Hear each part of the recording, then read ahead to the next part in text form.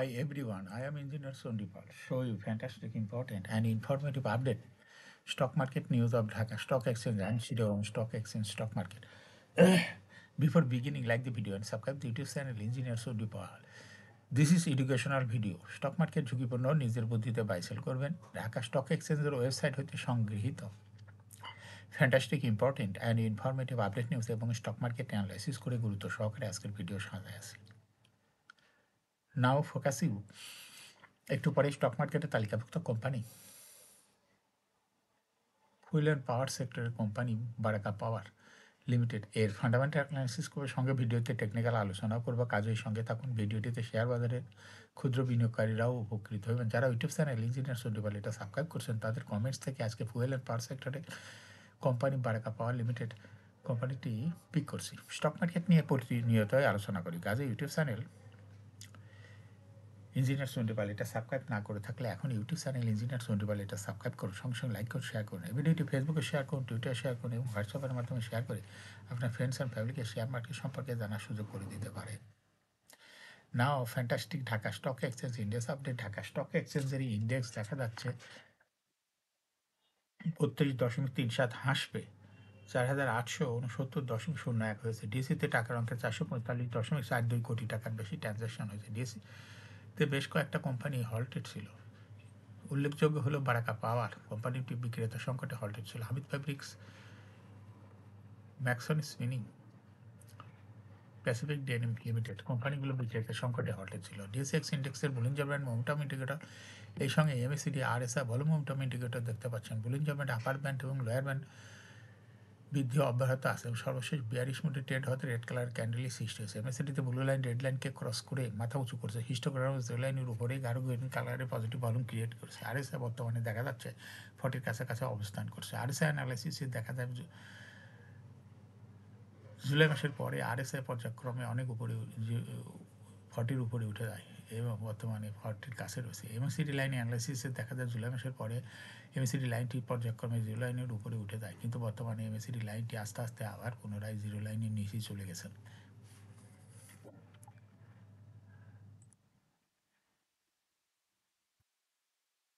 নাও fantastic trade statistic মার্কেটে 104টি company share দর বৃদ্ধি পেয়েছিল 239টি কোম্পানি শেয়ার দর হ্রাস পেয়েছিল সেই সঙ্গেই 29টি কোম্পানি শেয়ার দর ছিল অপরিবর্তিত নাও ফ্যান্টাস্টিক ইন্ডেক্স মুভার যে সমস্ত কোম্পানি ইন্ডেক্সকে উপরে দিকে তোলার চেষ্টা করছে এর মধ্যে প্রথমে রয়েছে আইএফআইসি ব্যাংক ইন্ডেক্সকে 1.41 প্লাস করছে এরপর পর্যায়ক্রমে রয়েছে Keya cosmetics Prime Bank Mutual Trust Bank AB Bank UCB Bank Rahima Food Shahjalal Islami Bank Anwar galvanising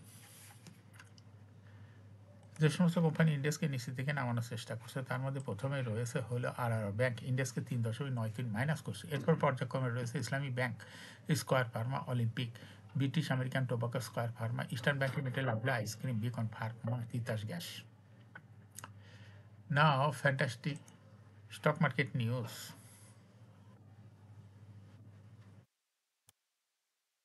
বিদায়ী সপ্তাহ 16 হইতে 20 নভেম্বর প্রধান শেয়ার বাজার ঢাকা স্টক এক্সচেঞ্জের দর বৃদ্ধির শীর্ষ তালিকায় প্রথম স্থানে উঠে এসেছে Khulna printing and packaging limited সাপ্তাহিক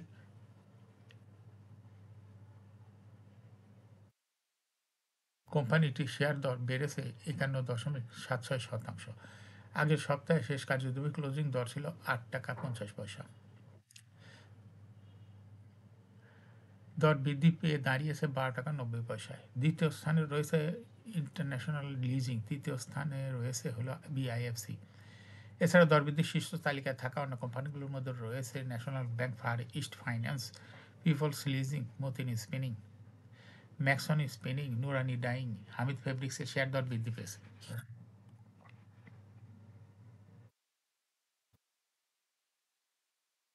শেয়ার বাজার তালিকাভুক্ত কোম্পানি আইটি কনসালটেন্টস পিএলসি চলতি অর্থবছর প্রথম প্রান্তিকে অনির্দিষ্ট আর্থিক প্রতিবেদন প্রকাশ করছে।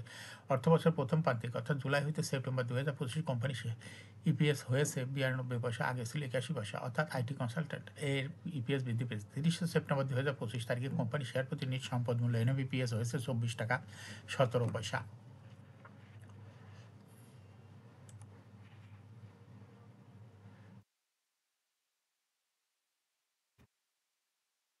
শেয়ার বাজার তালিকাভুক্ত ডেল্টা ইন্স্যুরেন্স 30 সেপ্টেম্বর 2025 সমাপ্ত তৃতীয় প্রান্তিকের অলিখিত আর্থিক প্রতিবেদন প্রকাশ করছে। তৃতীয় প্রান্তিক জুলাই থেকে সেপ্টেম্বর 2025 কোম্পানি শেয়ার প্রতি ইপিএস হয়েছে 81 পয়সা, আগে ছিল 86 পয়সা। প্রথম প্রান্তিকে কোম্পানি 9 মাসে জানুয়ারি হতে সেপ্টেম্বর 2025 কোম্পানি ইপিএস হয়েছে 3 টাকা 63 পয়সা, আগে যেখানে ছিল 3 টাকা 71 পয়সা। 30 সেপ্টেম্বর 2025 তারিখে কোম্পানি শেয়ার প্রতি নিজ সম্পদ মূল্যায়নে ইপিএস হয়েছে 69 টাকা 98 পয়সা।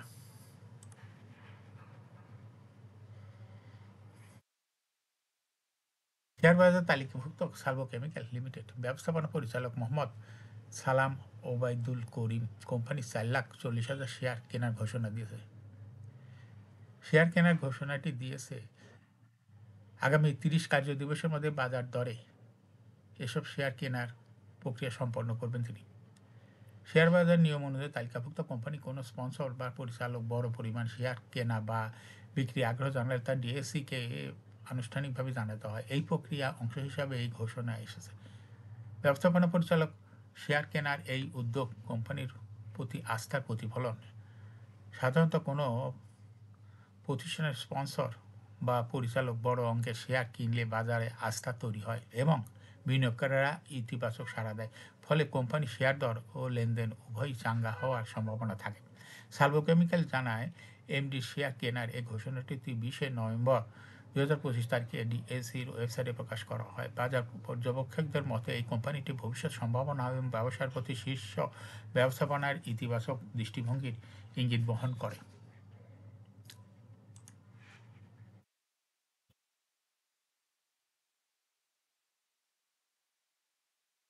শেয়ার বাজার তালিকাভুক্ত company United power generation and distribution company limited July হইতে সেপ্টেম্বর 2025 প্রথম প্রান্তিকে অনেক তাত্ত্বিক প্রতিবেদন প্রকাশ করছে। প্রথম প্রান্তিক জুলাই হইতে মার্চ 2025 কোম্পানি ইপিএস জানুয়ারি হইতে মার্চ 2025 শেয়ার প্রতি আয় হয়েছে 4 টাকা 94 পয়সা, আগের বছর ছিল 7 টাকা 13 পয়সা। প্রান্তিক শেষে কোম্পানি শেয়ার প্রতি নগদ কার্যকরী প্রবাহ এনওসিএফপিএস হয়েছে 6 টাকা 62 পয়সা, আগের বছর ছিল 1 টাকা 85 পয়সা। 30 সেপ্টেম্বর 2025 তারিখে কোম্পানি শেয়ার প্রতি নিজ সম্পদ মূল্য এনপিপিএস দাঁড়িয়েছে 78 টাকা 83 পয়সা।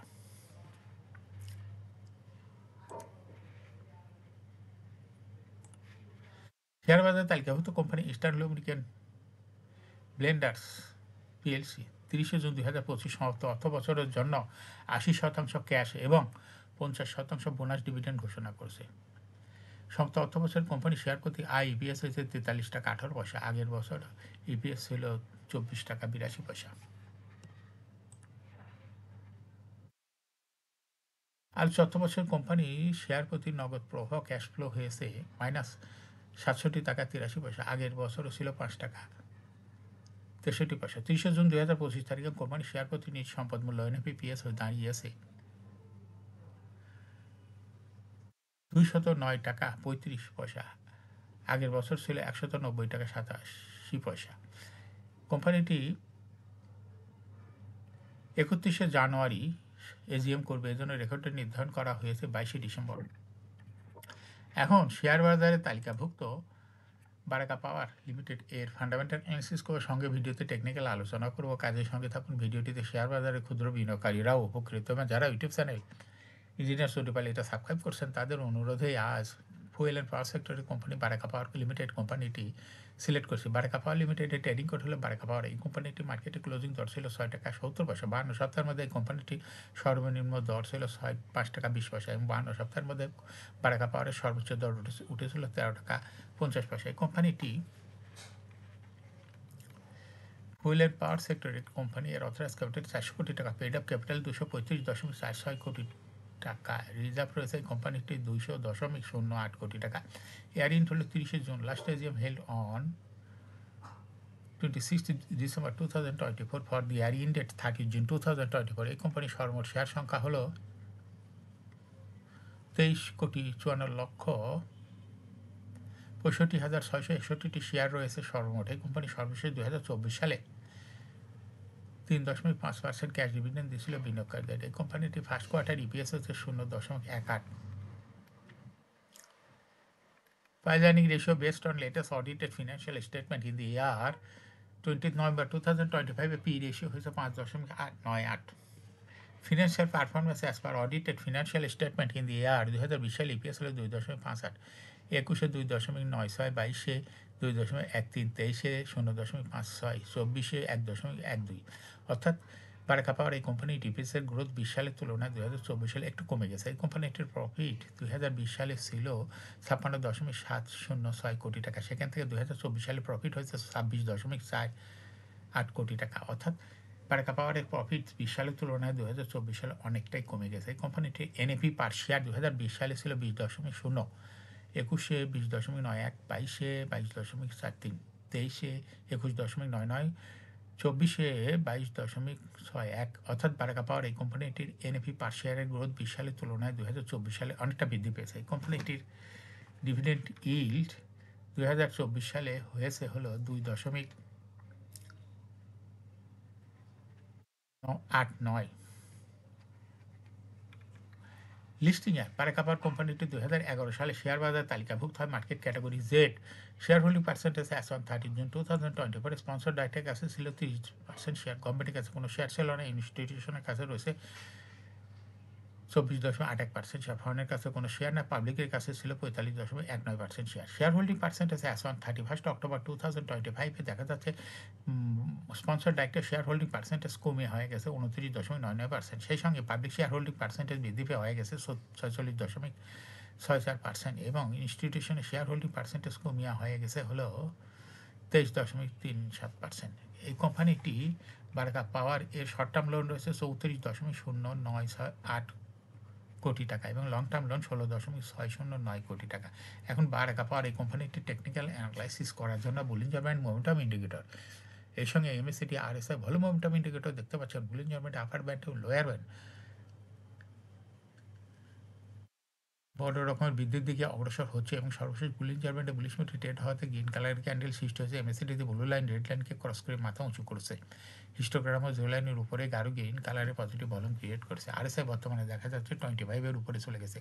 আরএসআই অ্যানালাইসিসে দেখা যায় সেপ্টেম্বর মাসের দিকে আরএসআই প্রায় 75-এর কাছে ছিল, কিন্তু বর্তমানে আরএসআই 75-এর নিচে। এমএসিডি লাইন অ্যানালাইসিসে দেখা যায় সেপ্টেম্বর মাসের দিকে বারাকা পাওয়ারের এমএসিডি লাইনটি জিরো লাইনের উপরে ছিল, কিন্তু বর্তমানে এমএসিডি লাইনটি জিরো লাইনের নিচে চলে গেছে। বারাকা পাওয়ার কোম্পানিটি প্রায় শেয়ার দর হ্রাস বৃদ্ধির মাধ্যমে বিনিয়োগকারীদের লাভ করার সুযোগ করে দেয়।